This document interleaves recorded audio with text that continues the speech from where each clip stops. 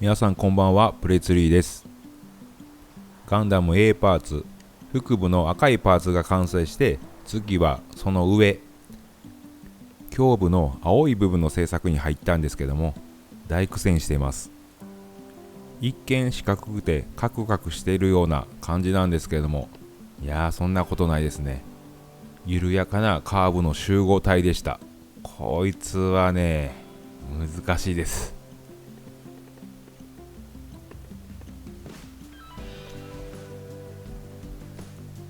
前回の動画で段ボールでかたどって一度形にはしたんですけども、それでもやっぱり不安で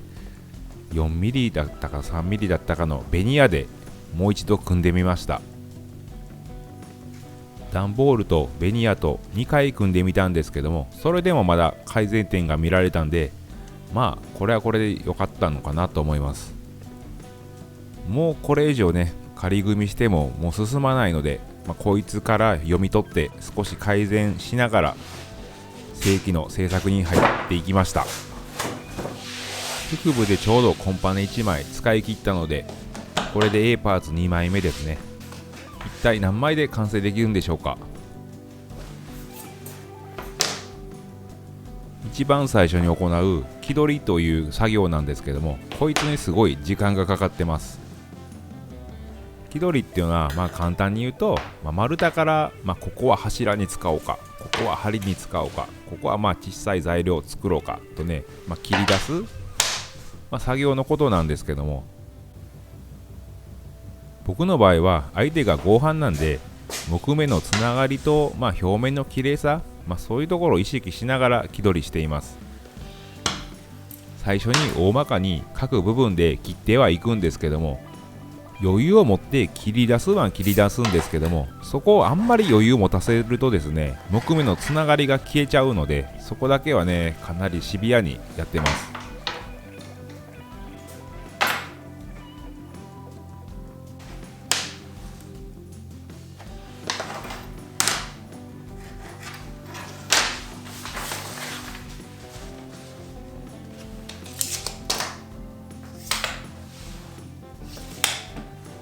ひたすら確認確認確認ですね。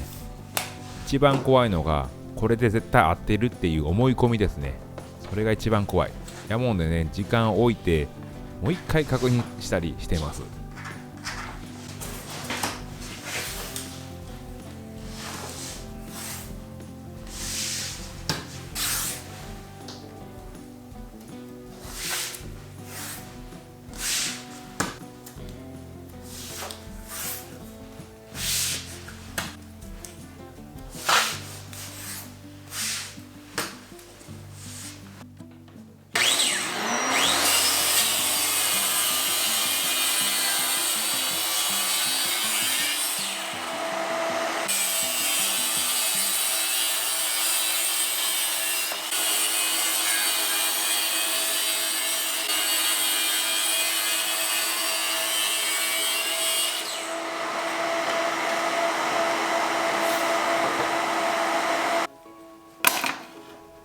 まず最初に人間の体でいうと大胸筋かな、そこのパーツを切り出していきます。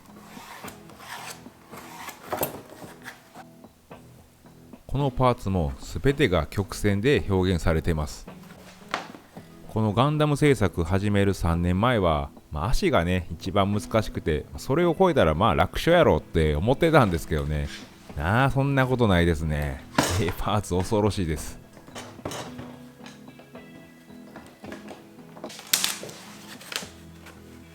自ら制作のハードルを上げていっているというか、コアファイターは当初から、絶対いるやろうと思って作る気ではあったんですけどね、 A パーツをコアファイターが入るように中を空洞に作るこの難しさは全く理解してなかったですね。あの時感じたガンダムやガンダムしかねえやっていう直感と、ノリっすよね。あんまり深くね考えずに行動できたっていうことで、ポジティブに良かったっていうことにしときましょう。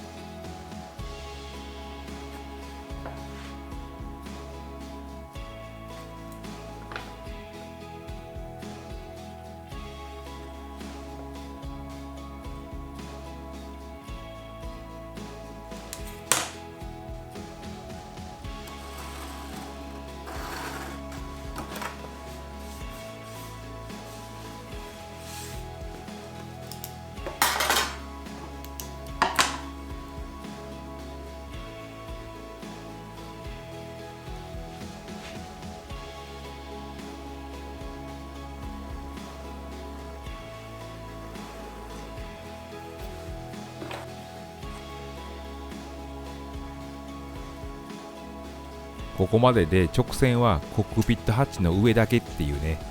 胸部がこれほど R まみれとは思ってなかったですね。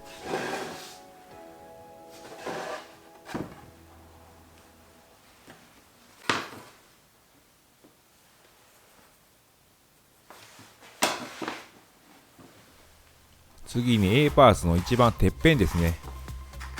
襟がついてガンダムヘッドが乗るところです。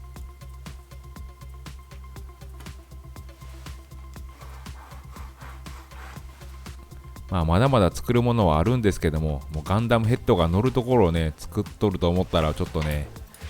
終わりが見えてきたというか、ちょっと寂しいような、なんですかねこれ。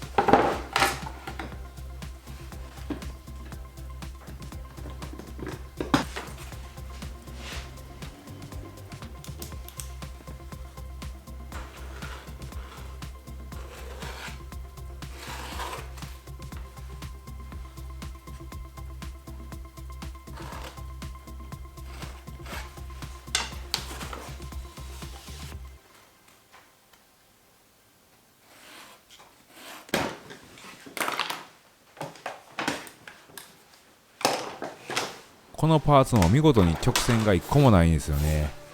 後ろはねまっすぐでもいいかなと思ったんですけどね、もうねここまで来たらやったれっていう感じですね。うまくできるかどうかは別ですけど。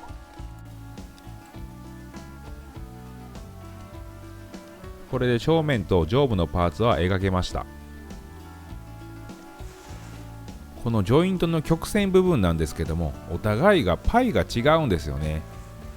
それもありますし、僕が各パーツごとに切り分けているんでね、ここで少し無駄ができて木目が中央しかしっかり合わなくなるんですよね。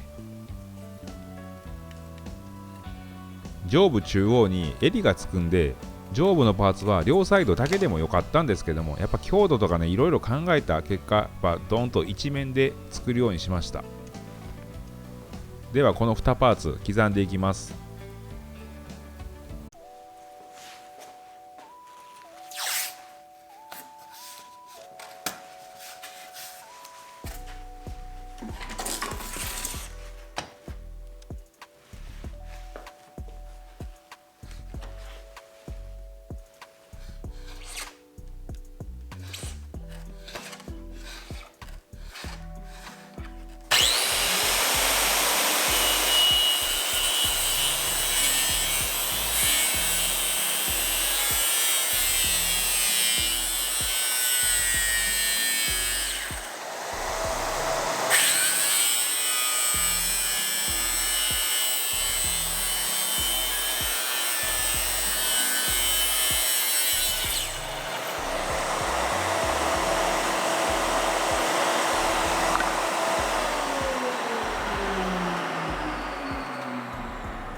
一旦直角で切り取っていきます。なぜかというと、曲線なのでフリーハンドで切らなきゃいけないですし、曲線だと本当に刃に負担が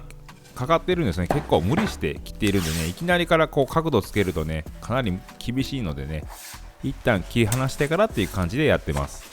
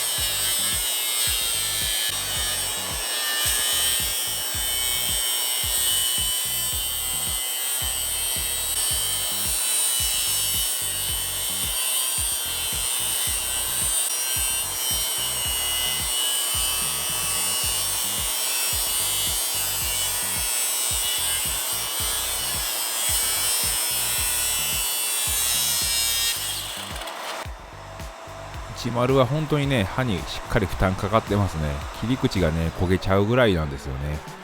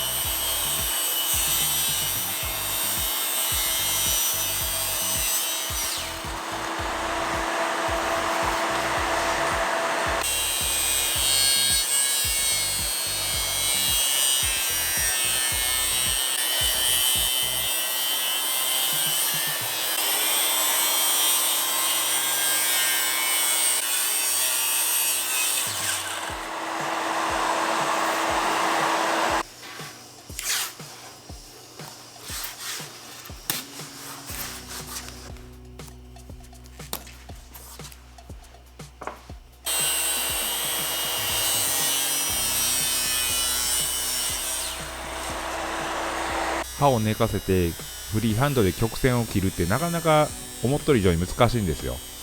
僕の場合カメラをね少し意識して切ってますからね。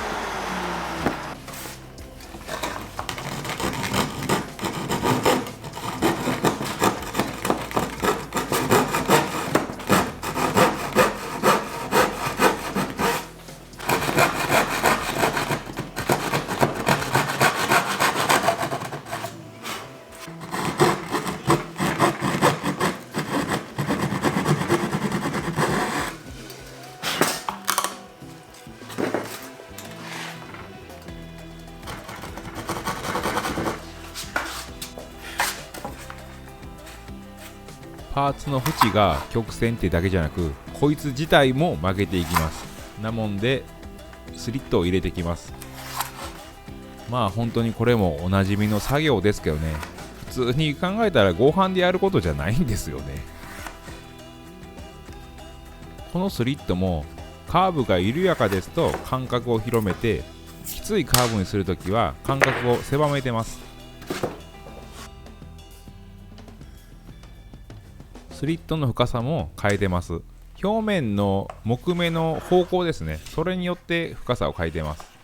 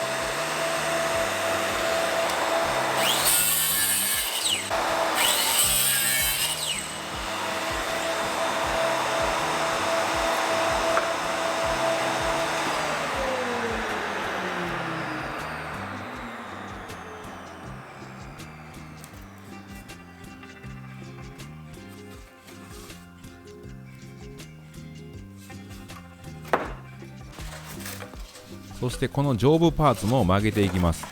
肩に向けて少し下がるような形ですね。こっちは先ほどのパーツよりも緩やかなカーブなので、スリットの間隔を広く取ってます。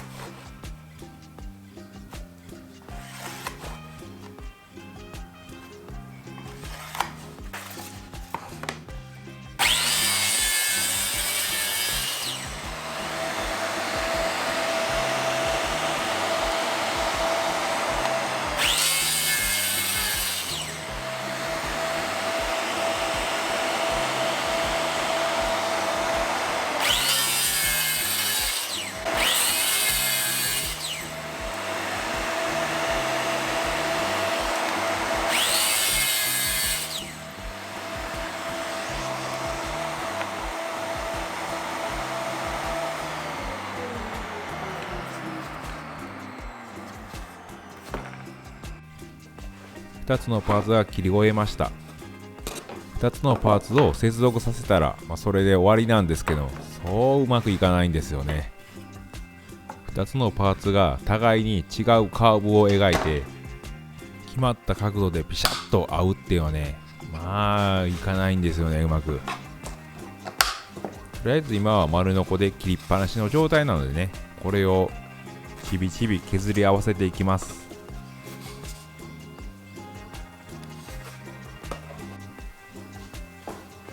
ということで後半は削って補強して接続するところを見てもらいます。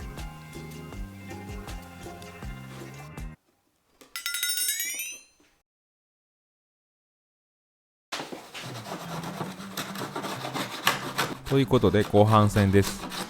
微妙にね少しずつ削っていきます。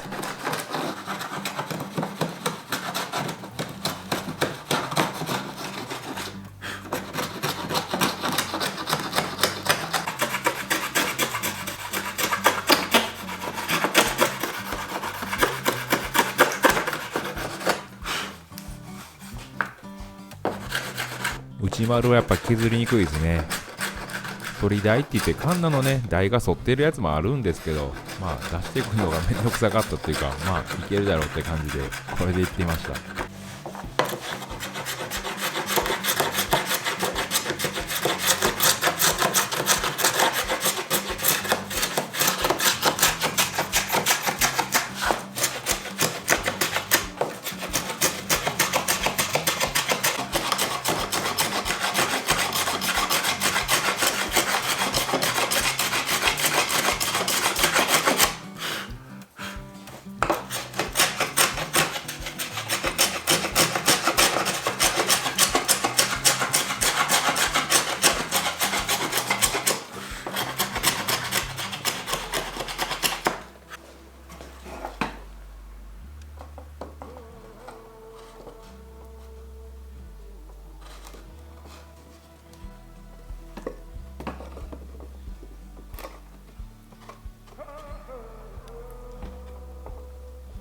本当にもう少し削っては合わせて、少し削って合わせての繰り返しですね。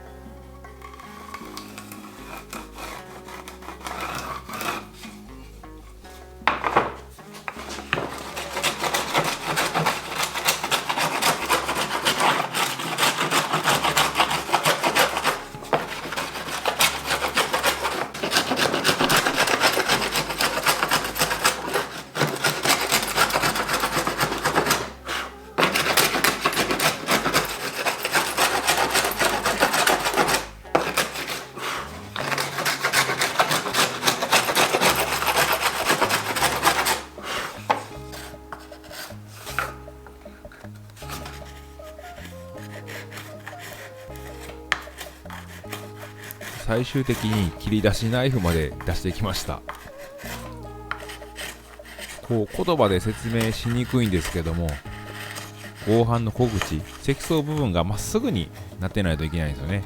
どっちかというと中が吸い取るぐらいの方がいいんですよね。ボンドが入る余地があるんでね。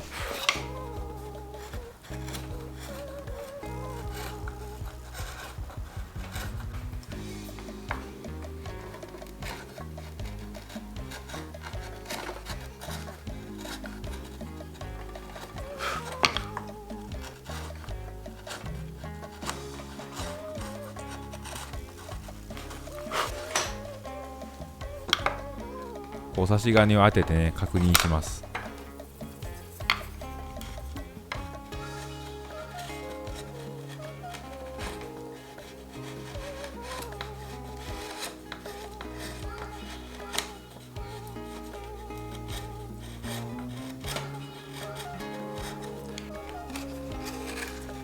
まあ反り台ガンナーや南京ガンナー使ってもまあ良かったんですけど、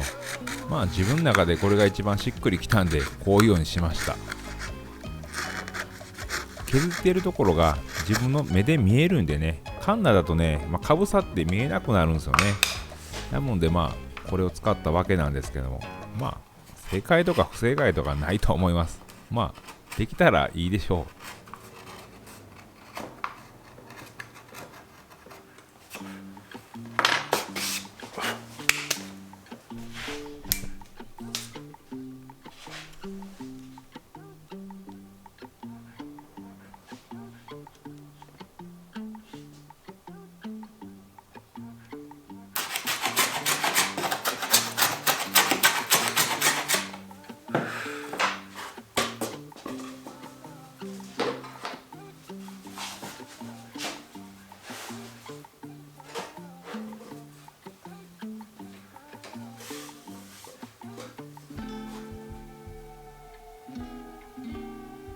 これお互いがねカーブしているんで余計合わせにくいんですよね。片方がねまっすぐだったらねもうちょっと合わせやすいんだと思うんですけどもね、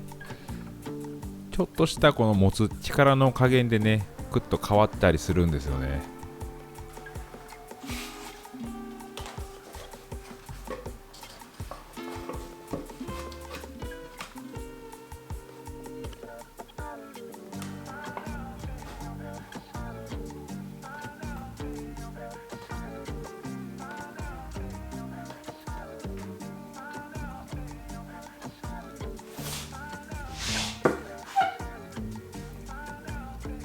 まあ何十回やったことでしょう。削っては確認して削っては確認して、まあとりあえず納得のできるとこまで合わせれましたってことで OK とします。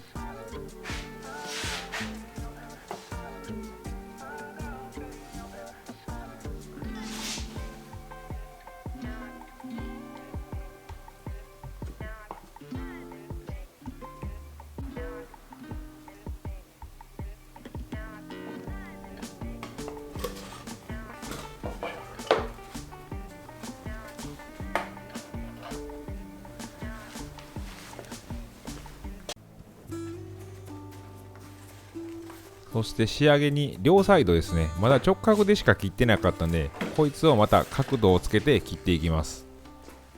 こいつを最後にやったのは、削ったり合わせたりしてる時にね、こう両サイド持つことでこうかけたりするんですよね。それを防ぐのに最後にしました。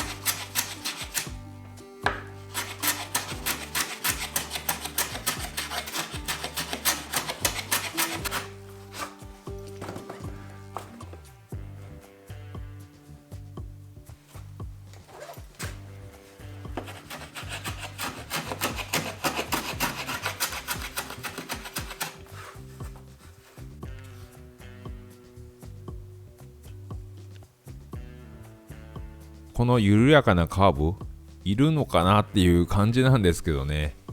これにつながる C 面がね、緩やかなカーブを描くんですよね、一緒のように。また難易度グッと上がるわけなんですよね。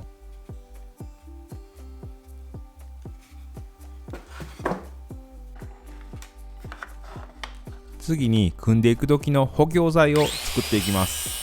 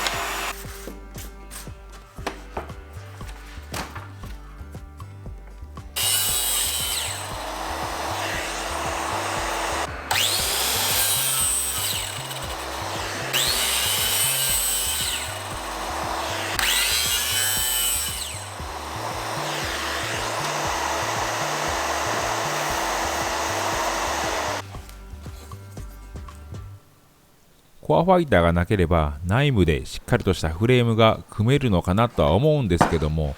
肩のね関節の可動のことも考えてね、もうしっかりとこう中は空洞を作っときたいんですよね。コアファイターに干渉しない、そして肩の可動にも干渉しないフレームを作るっていうのは僕にはちょっと無理なんで、ジョイントでこういう補強を入れていこうと思ってます。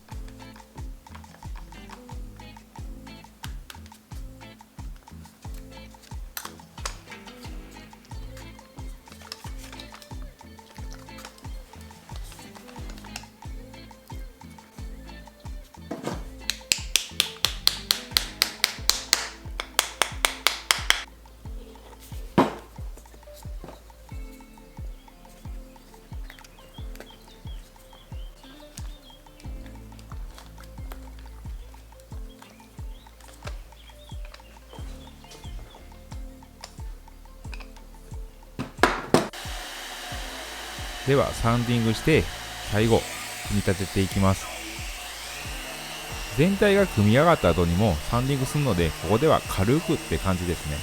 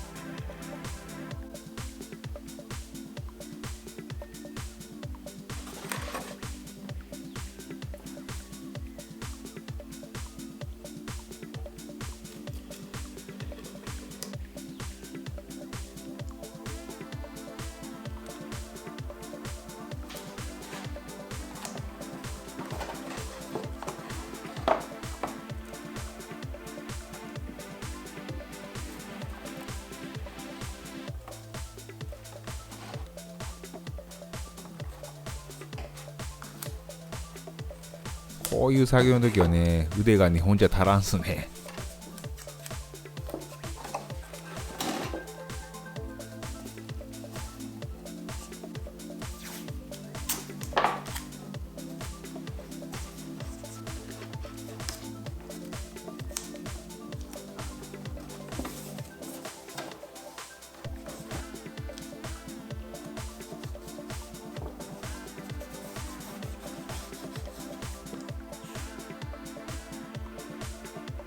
裏に補強材を仕込んでいきます。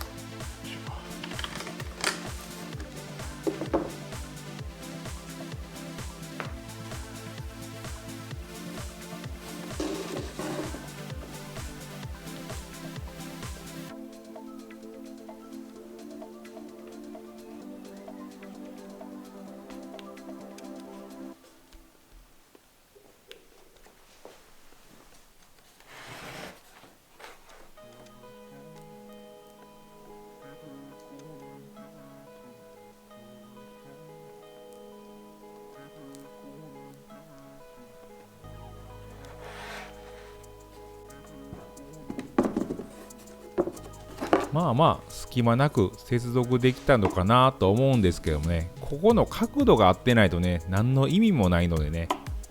ここをしっかりと確認していきます。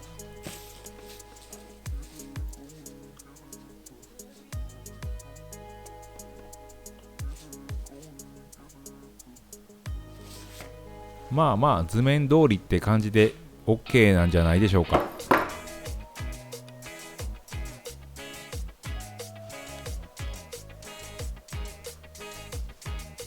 まあたったこんだけのことなんですけどね、本当に工程の多いこと、まあ、かなり時間かかってますね。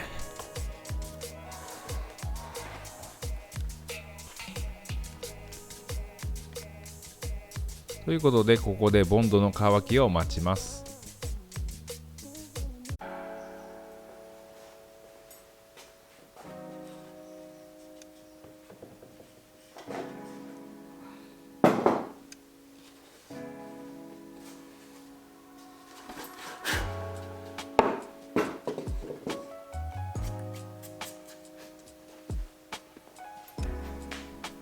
正面からパッと見わかんないんですけどね、ここすごいカーブが描かれました。皆さんのガンプラにも一回定規当ててください。このぐらい曲がっとるはずです。天板も型にかけて緩やかなカーブが描けました。まあ OK なんじゃないでしょうか。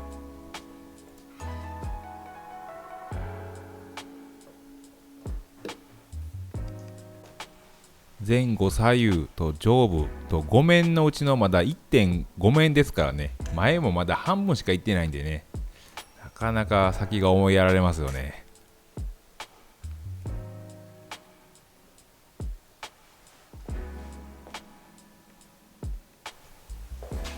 ドキドキマスキング剥がしタイムですね。いやもうドキドキじゃないんですけどね、もう頼むでっていう感じですね。